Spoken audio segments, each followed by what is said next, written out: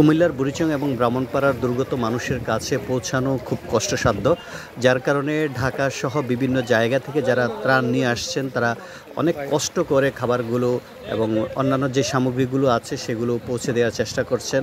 ভিডিওতে দেখানো এই টিমটি ঢাকার ধানমন্ডি এবং মোহাম্মদপুর থেকে বেশ কয়েকজন বন্ধু ভোরবেলায় কুমিল্লায় এসেছেন। তারা বাক্সিমুলের কালিকাপুরে এসে তাদের গাড়িটি দাঁড় করিয়ে খাবারগুলো একটি নৌকায় করে নিয়ে যাওয়ার চেষ্টা করছেন, কিন্তু তাদের সেটার জন্য তারা 10টা পর্যন্ত অপেক্ষা করতে হয়েছে। পরে নৌকায় একটি ব্যবস্থা করে সেই নৌকায় করে তারা খাবারগুলো নিয়ে যাচ্ছেন। তবে একটি নৌকায় খুব বেশি পরিমাণ খাবার তোলা যাচ্ছে না। বুড়িচং ব্রাহ্মণপাড়ায় যেটি হচ্ছে নৌকা এবং বোট, স্পিড বোট কম থাকার কারণে আসলে প্রত্যন্ত অঞ্চলে অথবা দুর্গত যারা আশ্রয় নিয়েছেন বিভিন্ন জায়গায় তাদের কাছে খাবারগুলো পৌঁছে দেওয়া খুব কষ্টসাধ্য হচ্ছে।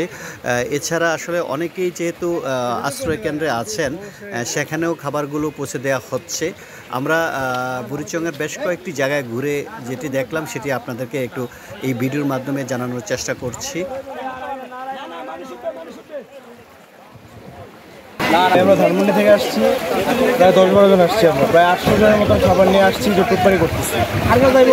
আমরা যারা আসছি আমরা তো নিজেরাই বিপদে পড়ে গেছি, নৌকা টোকা কিচ্ছু নেই ওদিকে।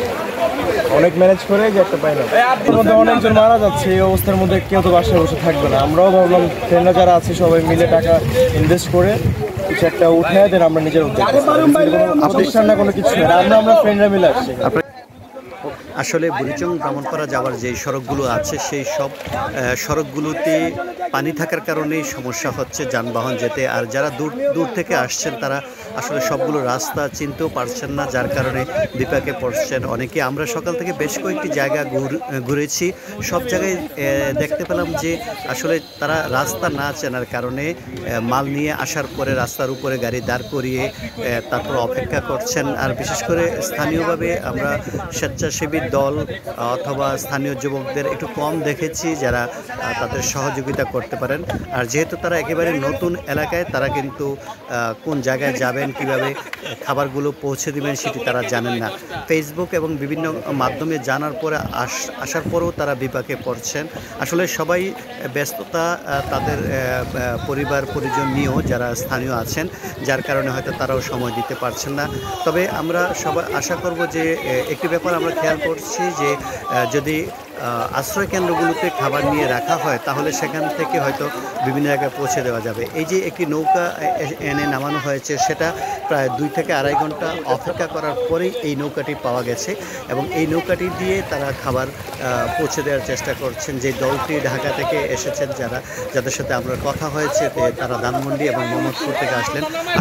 আসলে পুরো বুড়িচং এবং ব্রাহ্মণপাড়া জেলায় আমার মনে হয় খাবার যথেষ্ট পরিমাণ খাবার এবং ত্রাণ আসলেও সেটি পৌঁছানোর সমস্যার কারণেই আসলে সেটির সুফল পাওয়া যাচ্ছে না এবং অনেকেই খুব আশা করে বিভিন্ন দূর দূরান্ত থেকে তাদের সহযোগিতা করার জন্য তারা এগিয়ে এসেছেন, কিন্তু এখানে এসে তারা একটু সমস্যা করছেন।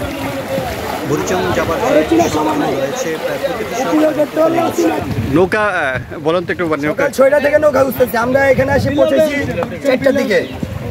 পৌঁছে কিছু মালামাল সব কিছু নামাইছি ট্রাকের থেকে, নামানোর পরে সকাল 6টা থেকে এখন পর্যন্ত না খাওয়া, কালকে রাত্রি থেকে কাজ কাম করতেছি। আর এই যে মাত্র ভাই কোথেকে আসছে জানি না, ভাই যোগাযোগ নাই ভাইয়ের সাথে।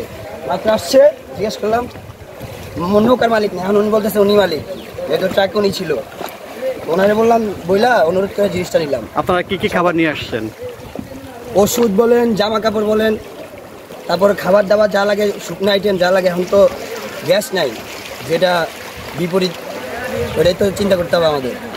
ওর জন্য আমরা শুকনো খাবার টাবার সব কিছু নিয়ে আসছি। আপনারা কতজন আসছেন? সংগঠনের ব্যানারে না আপনারা ব্যক্তি উদ্যোগেই নিয়ে আসছেন? আমরা ব্যক্তি উদ্যোগে আসছি, অনেক নিজস্ব ফান্ড আর বাইরে থেকে কিছু ফান্ড নিয়ে আমাদের মার্কেট টার্গেট সব সমিতি মিলে আসছে।